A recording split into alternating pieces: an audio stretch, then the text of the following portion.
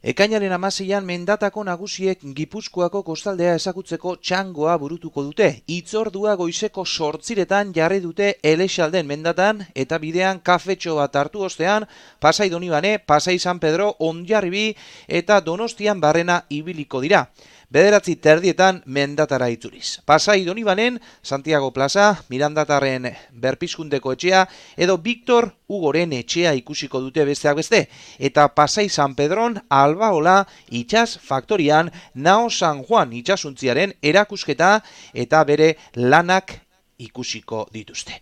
Hemen bizitatuko dituzten leko eder batzuk.